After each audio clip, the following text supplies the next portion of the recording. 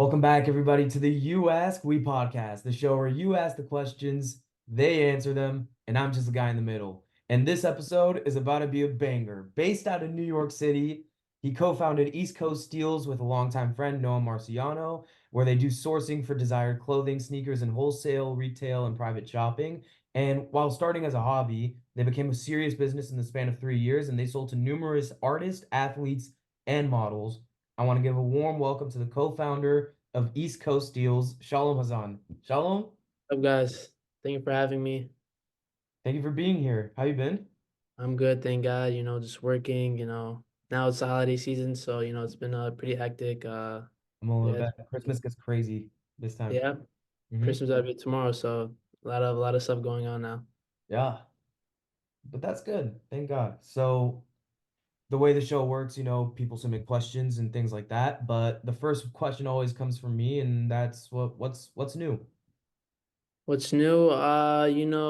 Just a lot of demand now. People are, wanting desired shoes. So, I've been basically going through Instagram, answering DMs, dropping off a lot of sneakers at many consignment stores, trying to meet with the demand and, you know, just, just keep buying as much as you can for now. And then, also maintaining our relationships with clients that we have, getting what they want.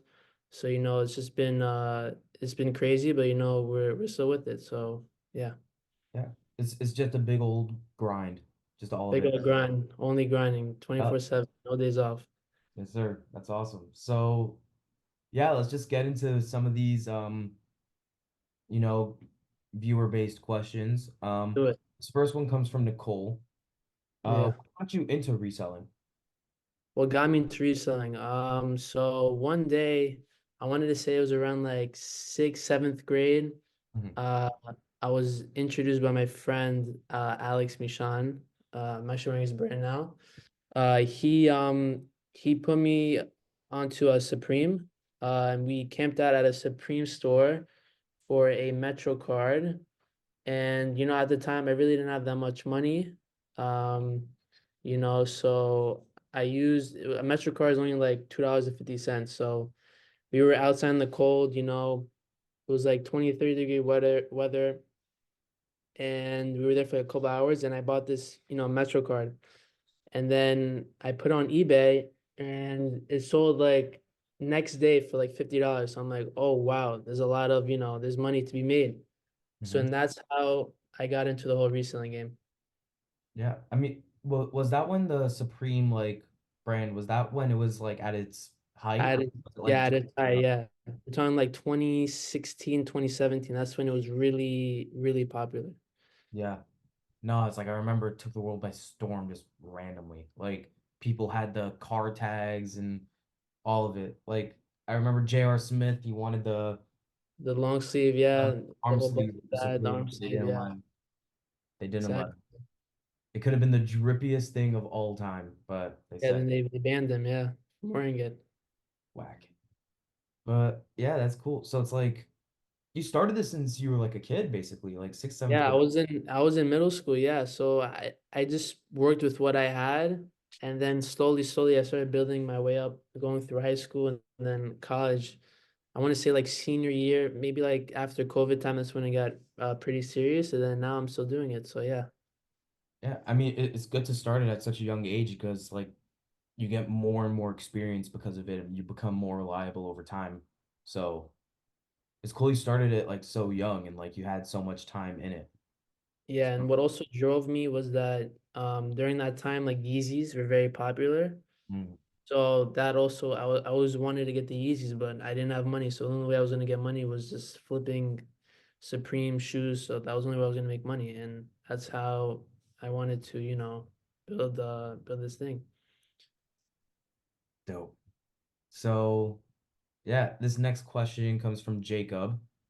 Where do you personally, where do you see the reselling business in the future, and would you be in it long term? Well, will I be in it long term? Mhm. I would definitely do it as something a side hustle. I think it's a great side hustle thing. And I'll always love the market. I'll always love the fashion, the shoes. I'm a big fan. I also wear some of the desired sneakers and clothing, so I'm a huge fan of that. And the market, I mean, it is like it's going down a little bit.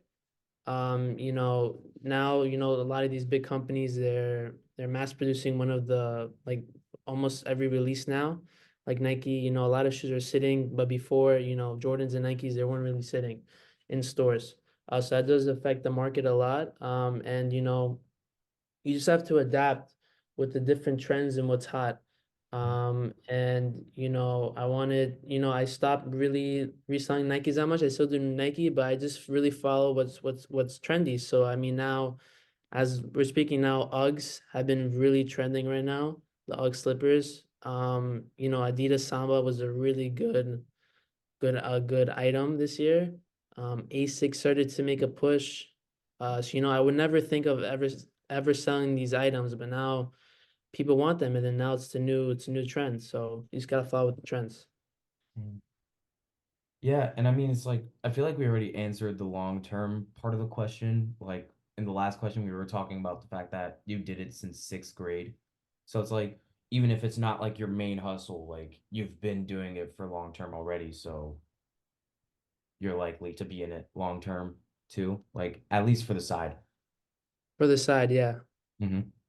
Yeah, so that's really cool. Yeah, this next question comes from Aaron. Um, what would you say is the best size sneaker to buy for resellers? The best size sneakers to buy for some resales. Okay, so it really depends on the shoe. So you really have to know what the shoe is, best fits for. So, let's give an example of like a Samba, right? Hmm. So Samba, I believe the whole trend started by some model. I forgot who she started wearing them, and then it was a whole buzz, and there was a lot of demand for it.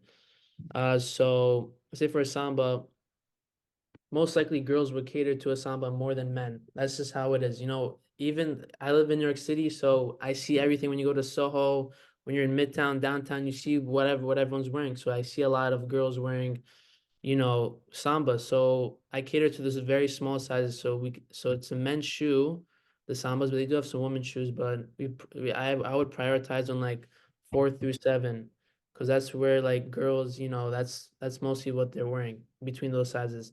And then it really depends on the shoe.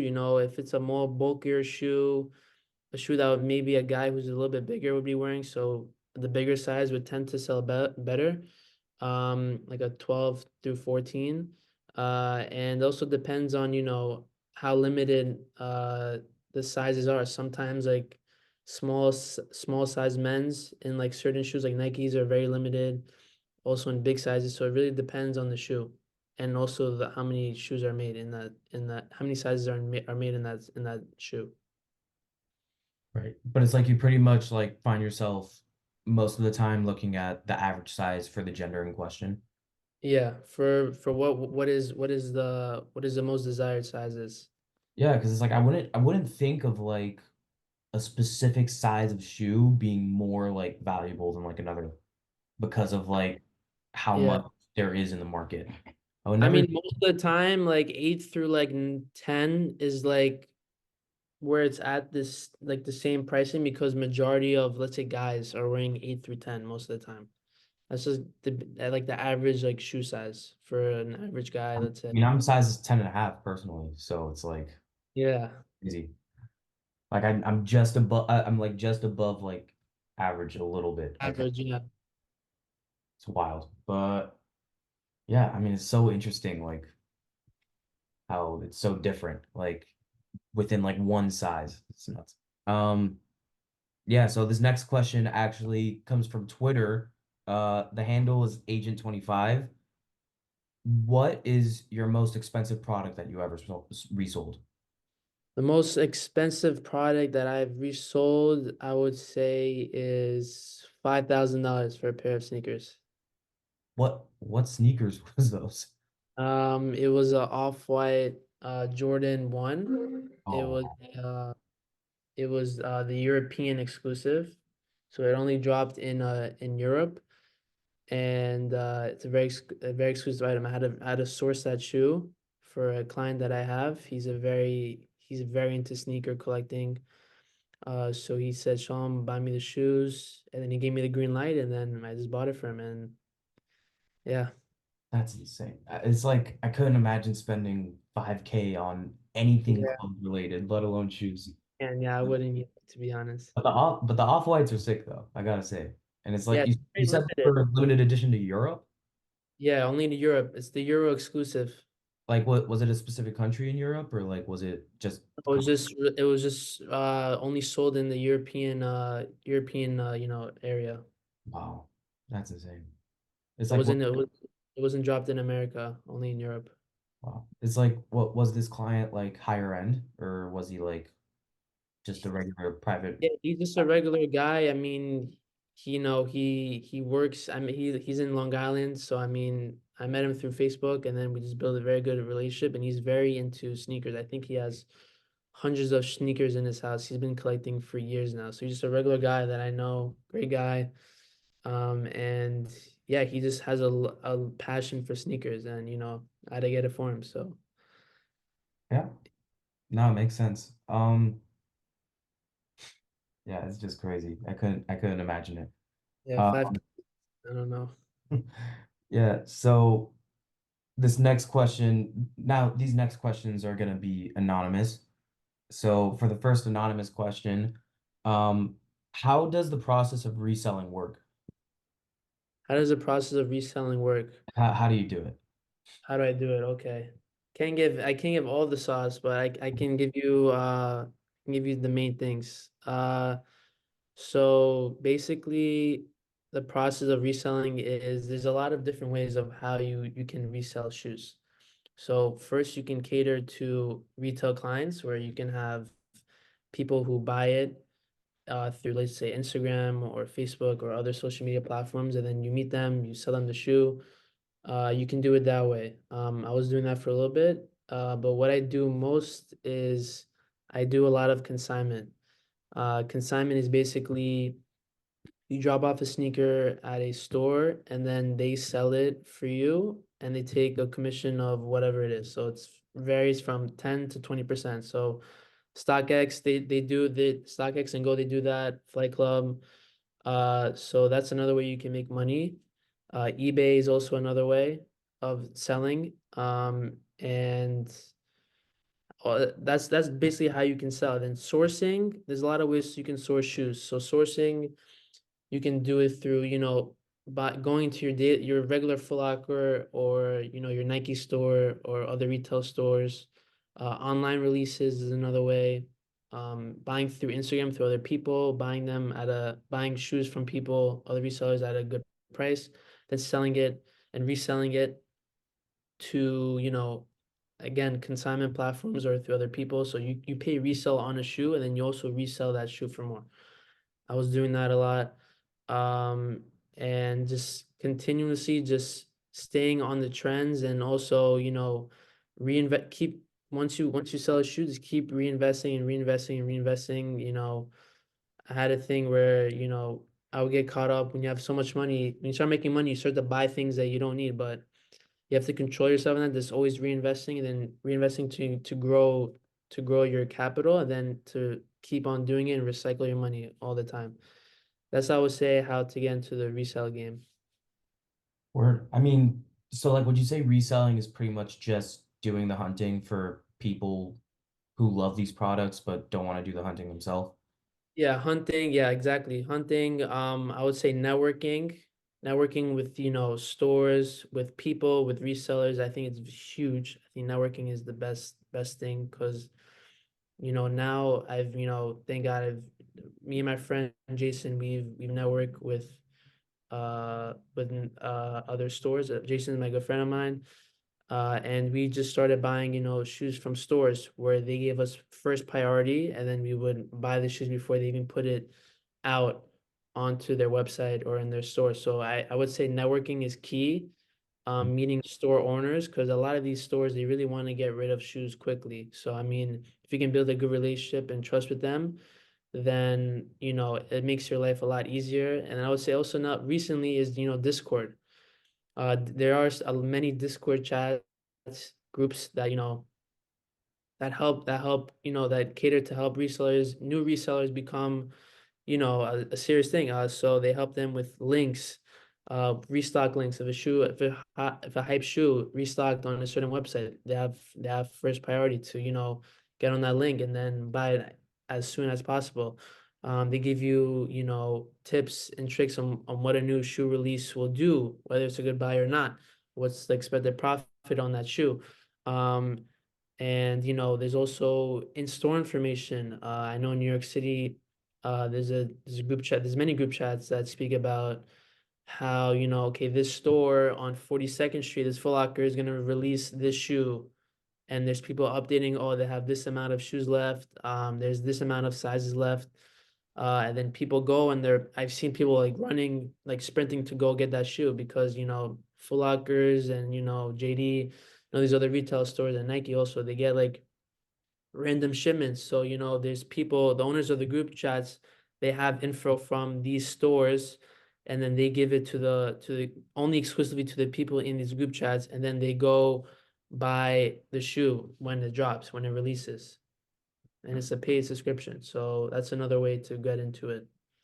Yeah, I mean, honestly, it's like the way you kind of describe reselling and how it works, sort of. I feel like my little sister kind of is like that for me because she's like really big into like sneakers and stuff like that. I also really enjoy nice sneakers. Like I can appreciate the beauty of it, but I never have the energy to like do the hunting myself and stuff like that. So it's like my sister's always the one on websites like StockX and stuff like that, just like looking through and she's like, "Do you think these are nice?" And I'll just be like, "Sure." Like I'll take them. Like then Right, yeah. I mean, we do that heavy work. I mean, there'd be times where you're waiting online, there's a lot of pushing, I mean, not in New York, it gets a little rowdy. yeah. But there's a lot of pushing, there's a lot of yelling. There's sometimes be fights outside of the releases and they will shut it down. Like everyone's waiting online in the cold, in the rain, in the snow. So I mean, yeah, that's why there's a premium and people they're, What they're what was a crazy experience that happened to you like while waiting for a shoe to drop or something like that? um just honestly nothing really crazy. I mean, I'm used to the whole chaos. I stay away from it. I just keep my mouth shut and just move. I mean, there's a lot of skipping. There's a lot of, I just keep my mouth shut because it's not really worth it to ruin it for everyone to like start a fight or whatever. But the thing that did happen to me one time is I actually did get robbed one time. Uh, No. yeah, in Soho, I was coming from a Supreme release and I bought some Supreme goods from a store called Dover Street Market. And the thing was that their bags were see-through, so you can easily see what I had. So I was walking, a naive kid. I think I was in high school, and some kid just came right behind me and just grabbed my stuff, and then boom, he ran. That's Uh, insane. and I learned from that. From then on, I mean, thank God it hasn't happened to me where someone actually robbed me, but I've been very careful with my surroundings, who's near me when I have product. I'm very careful. It's good to have those experiences to teach you a lesson. And that's the great thing about, reselling, also being an entrepreneur, is that you learn from your mistakes, and it's okay to fail, and you learn from it, and you grow, and you learn from it. So that was definitely one thing that I learned. Also being scammed through, PayPal, stuff like that. So you learn through what not to do, what to do in certain situations, and yeah. That's insane. I mean, like after all that struggle and all those learning experiences, like what would you say was the most rewarding experience you had like during this business? I would say the most rewarding experience was probably, when we started selling to the celebrities. I think that was like that we made it situation. I know you have a question about the celebrities, but we can start with that if you want. Yeah, no, we'll get into it right now. So yeah, like this question was submitted anonymously. Like who would you say is the worst and best celebrities to work with? Like in your Worse and best. experience. I mean, I'm not gonna like call someone. I'm not gonna call people out, Yeah, but don't say the worst. Ignore the worst part. Like um, just say the best though. basically, I started, DMing. I started DMing people that I didn't know. I started out with speaking with Chris Brickley, he's a NBA trainer. I don't know if Hmm. you heard of him. Yeah. So I gave him some free stuff, and then, I was going through his followers and just seeing who I can, DM next. Because I was just at this time I was literally DMing everyone that I could possibly think of that was either a New York local or on a basketball team or whatever. And I had like this one line slogan where I said, yo, I have like drip for the low, NYC local. And then I would just I literally spam like their posts or whatever. I spam their DMs. I would like send, unsend, resend, unsend. I do that many, many times to get their attention. Then it was actually working. Um, and so I DM'd this guy. I didn't even know who he was. He was, affiliated with French Montana. I didn't know he was special, whatever. So I DM'd him, and then we started chatting. And then he was like, "Oh, send me what you have." So I sent him what I have. And then he started FaceTiming, our Instagram chat. And then at the time, Noam, he was in Bar Ilan. I was here. He's a year older. He's a grade older. So Noam picked up, and then he was like, "Yo, I'm in Israel right now, speak to my partner back in the States." So then I go speak to him. He recalls us again on Instagram. And then I call him, and then he's like, "Yo, I'm with French." I'm like, "Who's French?" He's like, "Oh, I'm with French Montana." Then he brings the phone on to him. And then he's like, "Yo, yo, what's good? Yo, what's good?" And then I'm like, I was like, I was a little starstruck because I was listening to this guy. I'm a huge fan of French Montana. He's also from the same country as where my dad's from, Morocco. So, we have a lot of respect for him. And then after that, we just didn't speak for like 2 weeks. And then he texted me again. He's like, "Yo, I need you to come right now." He sends me this address. It was like some townhouse, middle of Midtown. And then I go there, and then this was during a school night, mind you. So we get there, and then we're there, we're chilling with him, we're speaking with the guy that put us on, and we didn't know that he was meeting with someone else. So it was pretty late at night. It was like 9 o'clock. We get there. Okay, so I'm chilling, whatever, no issue. And then we started. It was like 2, 3 hours, 4 hours. I'm waiting there, and we're trying to wait for this meeting. And then my dad is calling me. He's like, "I need you to come back home. It's too late. It's a school night. Where are you? This and that." I'm like, "Dad, this is like one of the biggest moments. Like, I can't really screw this up." Uh, and I was trying to tell my brother to convince my dad to let me stay more because my brother understood that this was a huge moment for me.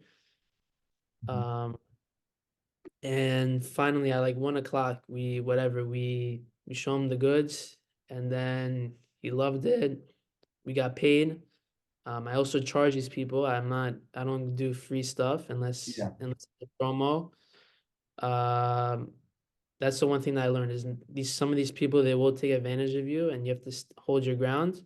Mhm. And then yeah, after like 1:30, I left. I got back home, got the post that I needed. And then from there, once I had that post, it became a little bit easier for me to meet more NBA players, more athletes, models, because it shows on your page that this guy's pretty credible. He sold to French Montana, Davies, so it helped build the brand a lot. And yeah, the one thing that I learned is sometimes they will take advantage of you, basketball players or whatever. You just have to hold your ground, pricing, at the end of the day, I mean, some of them are also cheap. I mean, these guys are making millions of dollars for the athletes, and they can't afford, a couple $100 hoodie. I mean, they also bargain with you a lot. So just to hold your ground, and to me, they're like a regular person. They're nothing really special to me. I mean, it's cool to meet these people, but at the end of the day, I also want to make money, so yeah, Sure. just yeah, holding your ground. But yeah, they were all nice people, I would say most of the time. But you will have some people who will either like ignore you in the DMs or they'll just try to take advantage of you. So True. And Yeah, I feel like that's a very fundamental lesson in business. Like overall, just stand your ground, don't let people take advantage. Because I remember when I was in high school, it's like pretty much everyone all around us, like not all around us, like a lot of kids in high school, they would have like stands, like they put up like a foldable table, whatever, and there'd be a lot of food businesses, right? Like one kid would make like waffles in the morning, one kid would make like grilled cheese, stuff like that, right? And a big currency in my high school for these businesses was IOUs. It, I bet you're familiar with what IOUs are, right? IOUs, no. It's like, oh, I'll pay you back. Oh, okay. Yeah, so it's like that was a big, big currency in my high school. A lot of people said, "Oh, I'll pay you back. I'll pay you back." And there are the few kids that would never say that would never let that happen. They'd just be like, "Nah, like you're not paying me back. I need this now." Right? And they lose a little bit of business, a little bit, but then you see the kids that do take the IOUs and they're like missing $500 like at the end of the year because like people just never paid them. Like it's very easy to be taken advantage of. So you just gotta hold your ground. Like everything has a price. You just gotta be like, nah, like I need that now. No, I totally agree with you. I do some do what you just said IOUs with like clients that I've done a lot of business with. That's Uh, different. yeah, but I mean, so, like also, like I would sometimes I would buy something for someone and then I would do what we do that we stand out a lot is we do like a lot of payment plans with people. Yeah. So we don't necessarily need the money now. We can do like a weekly, payment method or whatever, however the person wants, and there's like no interest on top. But if they do flake at some point, then we just keep the item and we keep what we got, the deposit. But yeah, and like in this business, not everyone, people have other financial things like rent that are more important than clothing, which I understand. Mhm. Uh, but yeah, so that's something that we do, and then I only do like what you just said, like without getting payment with like very small amount of people. I don't really trust, but like the people that I've done business with for a long time, I'll do that with them just to help them out financially, and it's gonna keep them maintaining relationship, and they'll always keep shopping with us because no other reseller would ever do that. Mhm. Not that I, It's true. I mean, it's good you do payment plans and stuff like that. I mean, it's like, yeah, interest free. We don't charge interest, nothing. But I mean, if you do flake, I mean, we're holding an item for you, so we're gonna keep that money because we could have potentially sold it to someone else. yeah. And before when you were talking about like how you would like DM all the locals like from New York and stuff like that, all the local like celebrities and big figures and stuff like that. Is that how you like built your relationships with pretty much all your celebrity clients? Or were there like other ways that you're able to make that happen? There are other ways. Sometimes it's directly to them, DMing them. Sometimes, my brother would help me out. Like he knew some people. And also another way is DMing like their manager or someone close friend. Sometimes these people they put like DM my manager at this. So in their bio. So I would just DM them and then pitch to them and then they thought it would be a good idea and then, they would put me in contact and yeah. Word. Okay. Dope. So yeah, this next anonymous question. So you spoke a lot about like trends, right? You brought Yeah. up trends a lot during today. So how do you stay informed about the latest trends and releases in this industry? A lot of the time it would be what I see on the streets. Like I said earlier, I would see like girls or guys wearing certain shoes. I'm like, oh, okay. I mean, it looks pretty good on feet. Maybe I'll take a stab on it and then I'll try and get that shoe. Other ways is you can tell by a lot of on these consignment stores, they have like their top selling shoes. So I do study that and then I try to get those items that sell the fastest. Instagram, social media is very a good tool to use. And also, using your own personal taste in fashion. Like if I see a shoe, let's say a Samba, right? Mhm. Samba, the black and white is the most popular colors, but when they start making other colors like blue, like light blue and white. So I think as a consumer, is this a nice shoe? Would I wear this? Would my mom wear this? Would my girlfriend wear this? Let's say. Is it a nice shoe? So if I do think that's a nice shoe, then maybe, I'll take a stab at it, see how it does, and if it sells, then it sells. So the seeing like shoes that are nice and if you will wear it, then other people will wear it. And I think that's where you can get an idea and a sense of what to buy and what not to buy. Yeah, so this next anonymous question, what would you say out of all the products you ever resold, right? What would you say is your favorite one that you ever resold? Like which is one you think is like the most sick? Which was the most like profit wise or looks the best? I mean, any answer you could say. There's so many. Wow. I would say one of my can you give me like 3 or 4 products that I can name? Talk. So one of my favorite products that really got us going was Chrome Hearts, I would say. Chrome Hearts is a very popular brand. So we sold a lot of hoodies, t-shirts, accessories, tank tops, long sleeves, everything, sweatpants. That was definitely what really got us going. As I would say, one of my favorite brands that I loved, that I have personally in my collection and love to resell. For shoes wise, I would say I would say Sambas. I mean, Sambas was just nuts the past year. It's just a simple shoe, and it was just a quick, fast selling shoe. The third shoe that I would say is Off-White. Off-White Nike collab was definitely a huge success for us. We started out with Nike Off-White Nikes, the blue ones, and that was doing very good for us. We got a lot of pairs of those.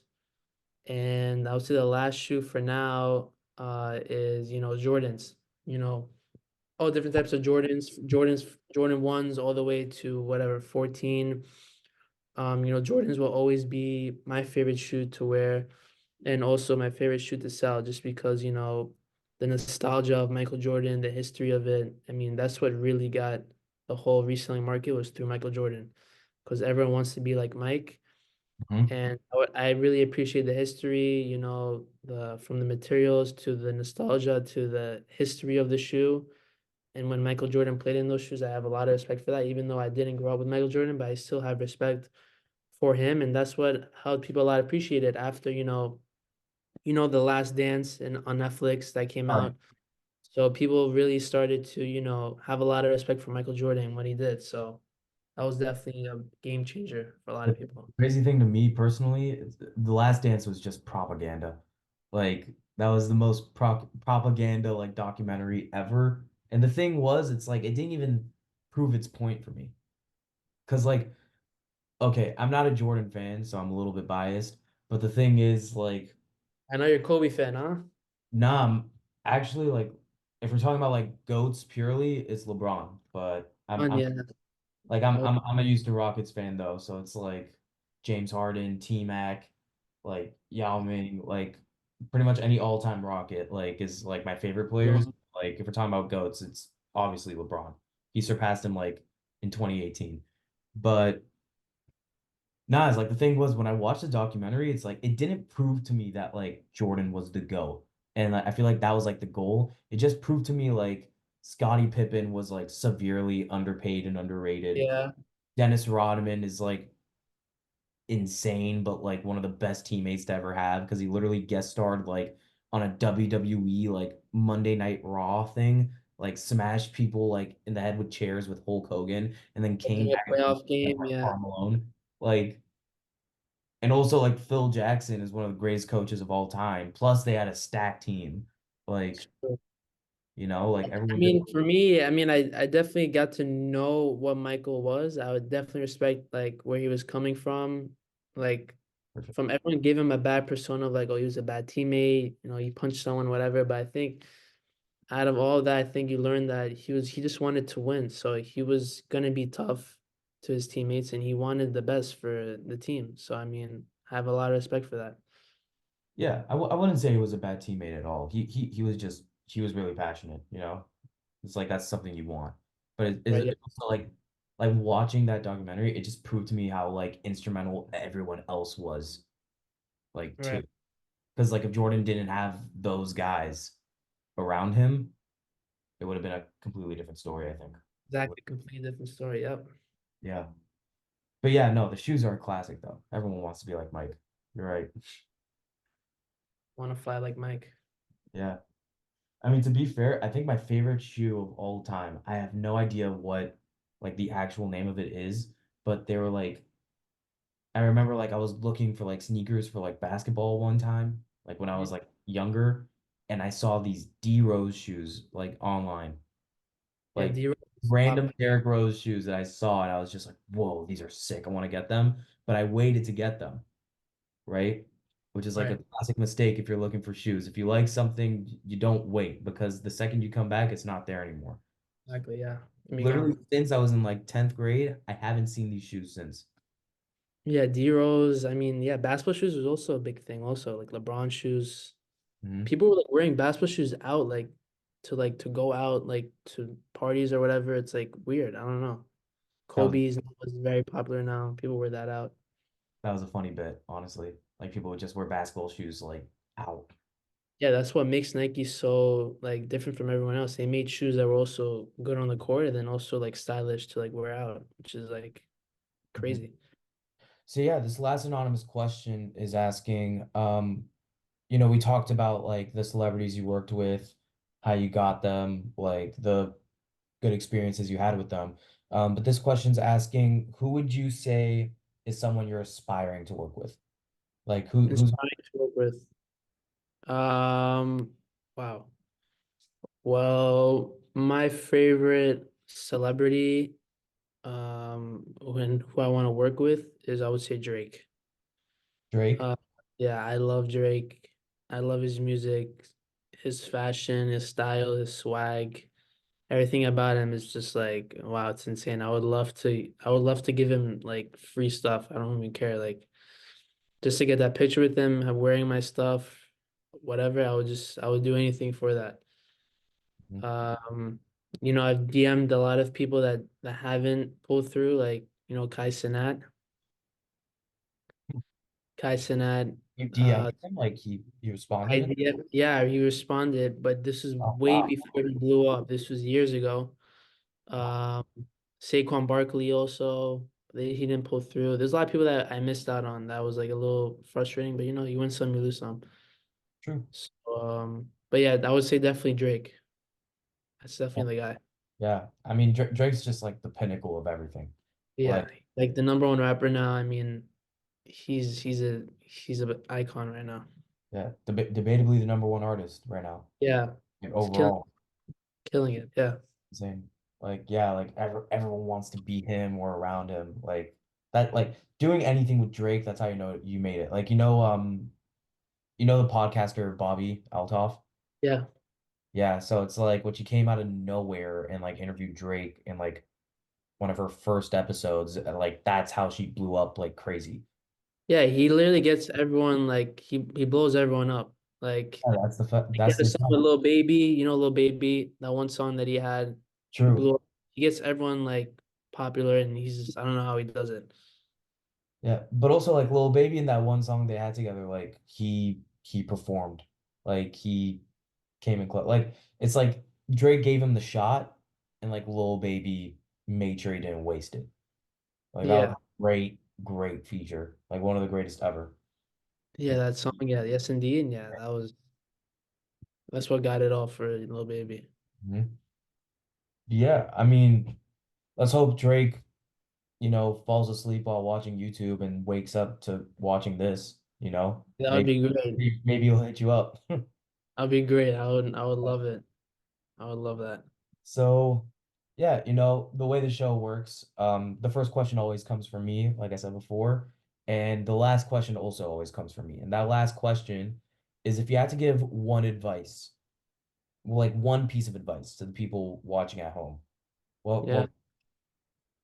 I would say just if it's not reselling or anything that you want to do is just keep working. I would say, follow your dreams. There would be times where, I would have a lot of, doubters, friends that, that didn't really support me or make fun of me because, it's not really like a crazy business, but just keep working. If you really believe in something, you should go and get it and do it and then do the best that you can. Um, you know, I went through it, with my parents also. At first, they weren't really the biggest fans of it. They would Mhm. want me focusing more on school. But at the end of the day, when they started realizing, okay, that he's doing something, he's making a name out of himself, he's making solid money, so he has some success. So they respected it. And they always help me. Now they support me a lot more. They help me doing things. So just keep working, keep grinding, and eventually you'll get there. That's what I learned. Just working, never giving up is one advice. There's another advice I would give to young entrepreneurs, people who really want to start their own business or whatever they want to work in whatever field they want to. Just work and just never give up and just tunnel vision, just the only thing I think about is success, nothing else. Forget about the distractions and just keep working and grinding. So that's what I have for the youngsters. Yeah, just keep pushing, ladies and gentlemen. Shalom, thank you so, so much for coming Thank you for on. having me again. I really appreciate it. Love what you're doing. Wishing you a lot of success, Mazal. Thank you, brother. Uh, and thank you again for having me. Thank Appreciate you. it. If you guys like this episode, make sure to like and subscribe. If you want to see what's going on with the show, like who's coming on next, stuff like that, make sure to follow the socials. All the links are going to be down below. If you want to Sure. see what Shalom and East Coast Steals has going on, make sure to follow them. I'll put their links down below as well. Got a giveaway for you guys coming soon, so stay Coming tuned. soon. Coming soon. So, on that note, this has been the US We Podcast. This has been Shalom Hazan. My name is Evan Toronto, and I'll see you guys next week. Yeah. Yeah.